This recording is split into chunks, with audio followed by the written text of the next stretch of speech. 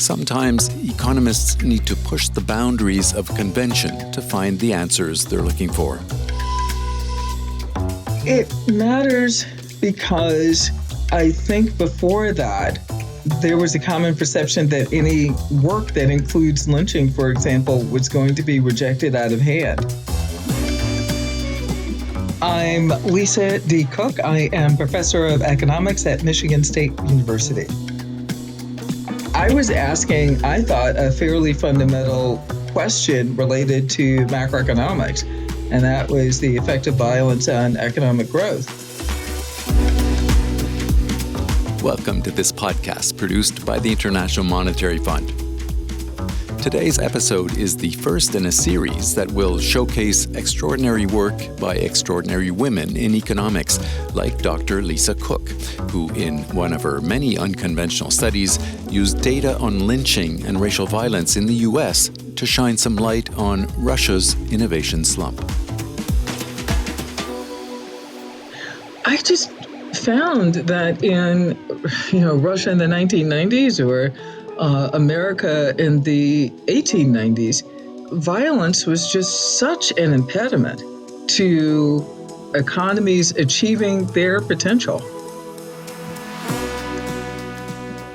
Rhoda Metcalfe sat down with Lisa D. Cook to talk about her work and the hurdles she came up against along the way. Other economists have called your work groundbreaking, especially your research looking at the economic cost of racism and sexism. Mm-hmm. One of your research papers looked at the relationship between race riots and lynchings in America and patents. Now, a lot of people, a lot of economists, would not see the connection between these two things, race riots and patents. Can you explain why you put those two things together and what it revealed? I can explain that, and if I will beg your indulgence because it's sort of a winding story. So when I was writing my dissertation in Russia, I was talking to both bankers and to managers and entrepreneurs, and I was asking them about the banking system, and we had these long interviews, and for the most part, at the end of the interview, they would ask me questions. What are you understanding about our banking system? And oh, by the way, why can't we get innovation going in Russia? We have a history of invention and we have inventors. So why can't we get innovation going? And I thought to myself, look around, like very random violence was becoming quite normal. Right. So I was thinking, it is difficult for anybody to work here who needs silence and certainty. So I went back to Berkeley, finished my dissertation, but this question bugged me. Like, why was it they had such a high endowment of human capital and they still couldn't get innovation going? So I thought, well, maybe there's an historical experiment. Is there a place, is there a time when you had the conditions for intellectual property rights to be protected, but something else about the environment changed? And I thought, well, maybe we can look back to the late 19th century, early 20th century in the United States, and maybe we can look at something like patents, because I knew about patents that in the patent records, you had dates, and those dates could be matched to events related to physical terror. So racial massacres, lynchings, and the passage of segregation laws. I thought, well, maybe this could help us inform what went on in Russia. So you had this idea that the drop in innovation that seemed to be happening in Russia might be connected to the rise in violence. and that something similar might have happened in the U.S. when violence began to rise against the African American community at the turn of the century. Right. And it was something that, again, I had in the back of my head. So that's why I wanted it to be historical. But I also wanted to make sure that there was some control group, right? So we had some inventors who were affected and some who were not. So what I saw, putting the lynching data, especially with the patent data, what I saw was really striking. And the first thing that I noticed was that Black inventors and white inventors were doing completely different things starting in 1900. So while the two lines related to invention were moving in the same direction before 1900, they were going completely opposite directions after 1900. Like, what happened in 1900 that would be so devastating, so different for the two populations that one would stop inventing almost altogether? Because for the data that I had through 1940, this is a permanent shock. And it has had a lasting effect until this day, because it's still, according to my calculations, 1899 is still for per capita invention, 1899 is still the peak for African Americans. So up until 1899, both white and Black inventors the invention patents were on the rise generally for both populations. Yes, exactly. Yes, right. Although the patents per capita were quite different. They were moving in the same direction. And that's what I would have expected for inventors. But the second graph showed what was happening with respect to lynchings and patents. And you saw the patent activity go up when lynchings were low, and you saw it go down when lynchings were high. Right. So then you're saying you went to some of these great economic minds with your statistics and you said, what am I seeing here? That's right. That's right. And I was lucky enough to be able to talk to, Nobel laureates fairly regularly. And I talked to a lot of my former professors at Berkeley, new professors at Stanford over a 3-year period. Milton Friedman was the most stark. He said that this is one of the most original ideas that he's seen in a generation. And he said, you've got to publish this. Absolutely do. And with Paul Romer, of course, the idea was, anything that happens to innovation is going to happen to the economy. It's going to happen to economic growth. It's going to impede the arrival of ideas.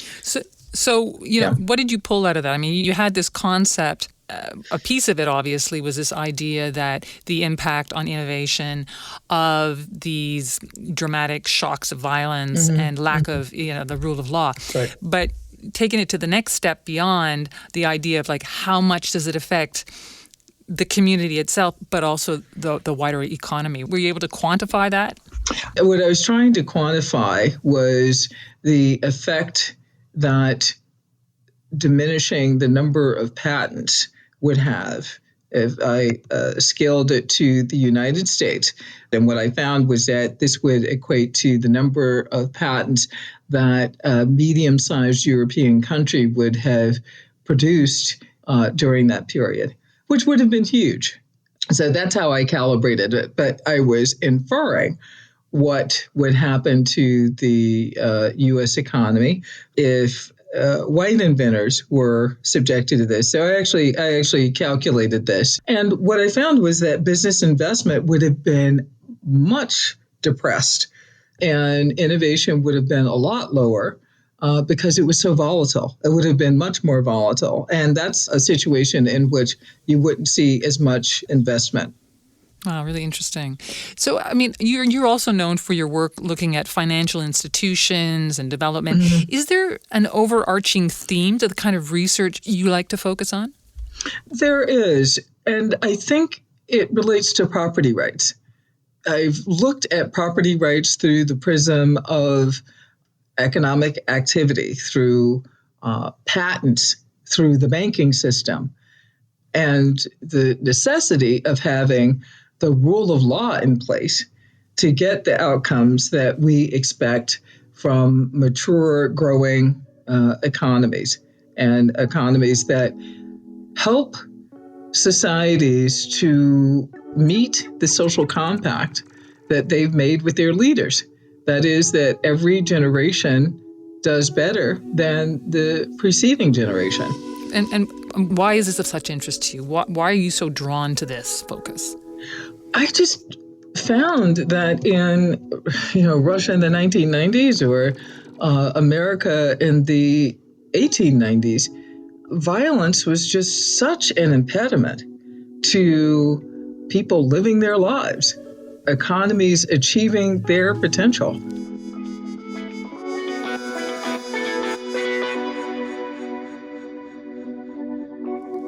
I understand that your family background, your upbringing, has been an important impetus for your work, especially looking at the impact that racism has had on economics. So what was going on around you as you were growing up that made you think about these questions? I was growing up in the desegregating South in a college town in the middle of Georgia. It was quite a rural place, but a college town nonetheless. And this was a period it was called freedom of choice period. So white parents could choose to go to a school, or they started their own, what they're now called is white flight schools. And that's what a lot of white parents did. But some of them remained in the school and they weren't accustomed, I guess, to seeing Black children. So I was definitely beaten up. I still have a scar where I was hit in my eyebrow. So I'm constantly reminded of being beaten at school during this period of segregation. And the reason I know that it was a racist incident was because the child called me the N-word, and I'd never heard it before, and went home to ask what that meant. I mean, my skating rink was integrated in 1980 because it had been all white before.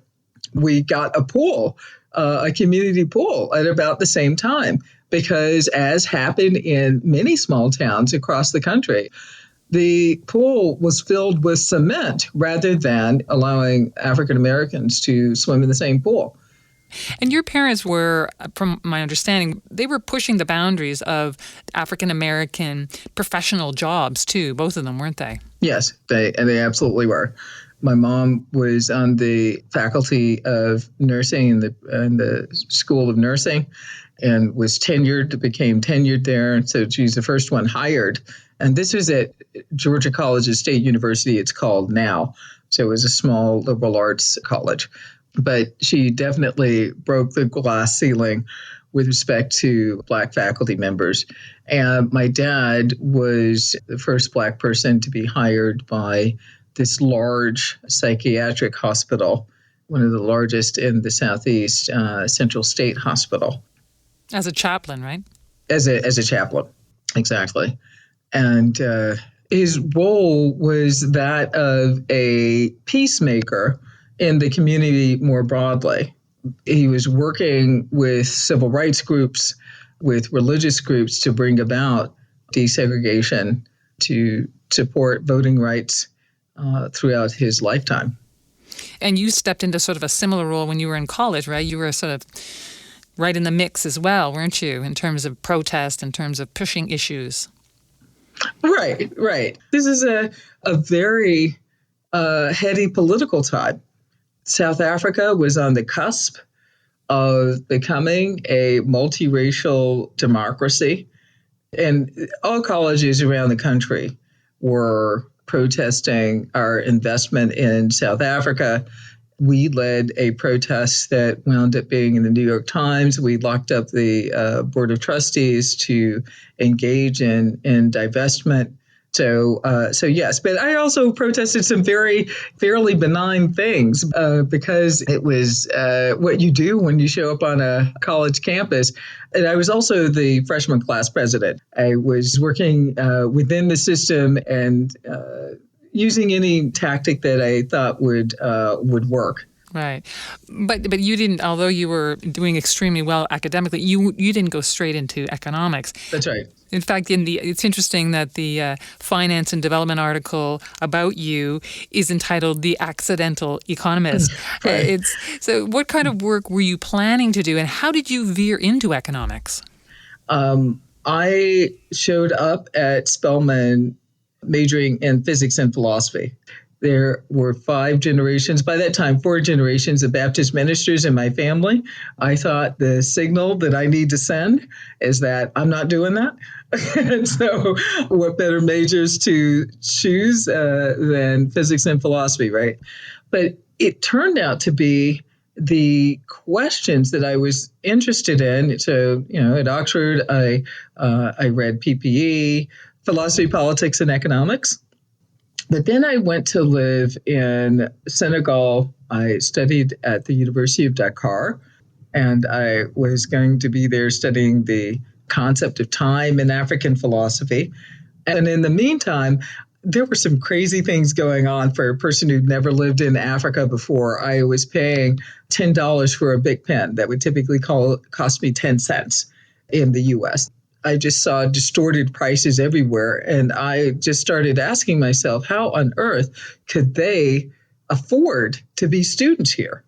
This is my exposure to economic policy, monetary policy that really affected people's lives.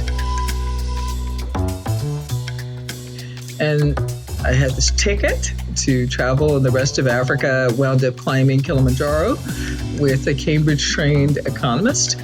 And he was the one to advocate, because I really had this deeply philosophical crisis. Should I do this PhD in philosophy, as I was thinking? Should I go back to physics? What should I be doing at this point? And this person who was hiking with me for 5 hours said that I should be doing economics, and he was completely convinced of this. His view was that the kinds of questions I was interested in answering, would require the tools of economics. And what questions were you asking? Why some countries develop faster than others. And I was approaching that as a philosophical question before, because I was studying philosophy. But it fundamentally was not, as he and I started talking about it. It was an empirical question. So, yeah, I took his advice. I checked it with my tutors at Oxford and wound up in the program at Berkeley.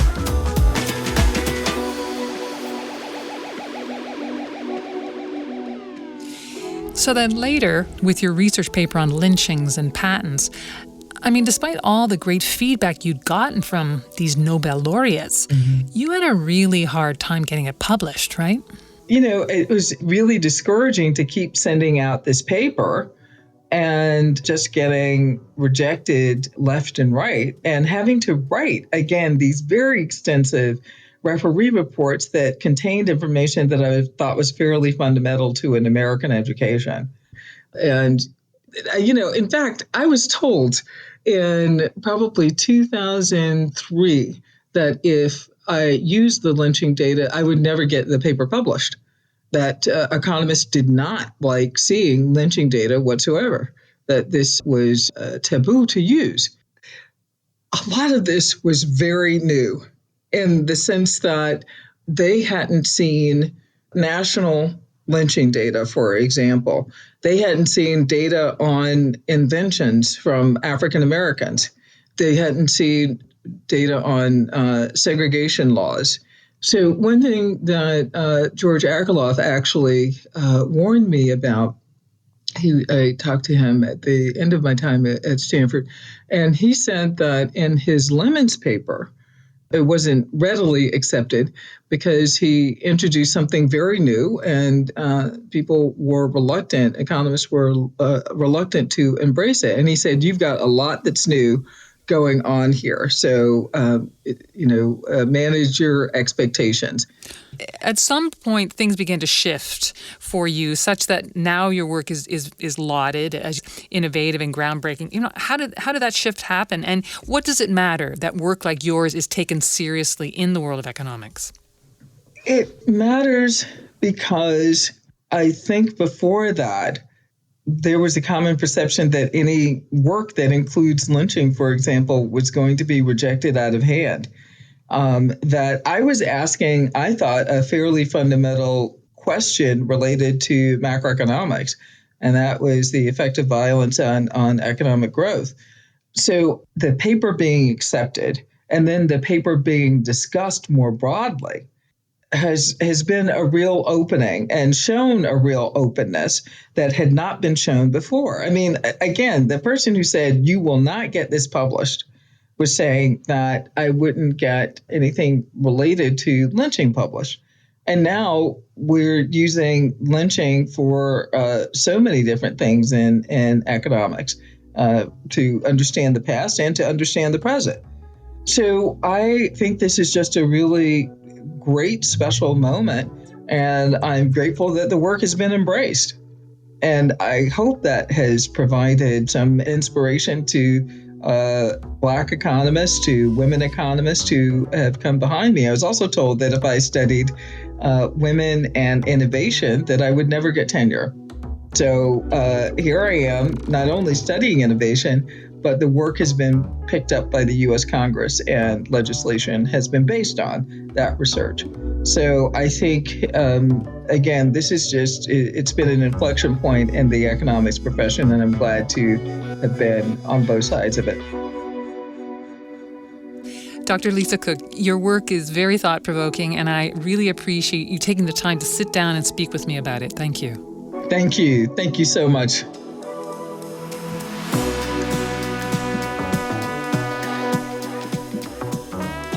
That was Rhoda Metcalfe speaking with Dr. Lisa Cook, Professor of Economics and International Relations at Michigan State University. And as Dr. Cook pointed out, her work is indeed influencing U.S. lawmakers.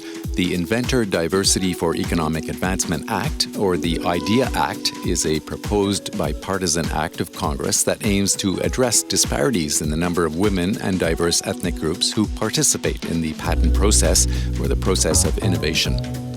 Go to lisadcook.net to find her research papers, including the one discussed today using lynching data. You can also read a wonderful profile on Dr. Cook in the December 2020 edition of Finance and Development magazine. Check it out at imf.org/F&D. And look for other IMF podcasts wherever you get your podcasts. You can also follow us on Twitter at IMF_podcast. I'm Bruce Edwards. And I'm Rhoda Metcalfe. Thanks for listening.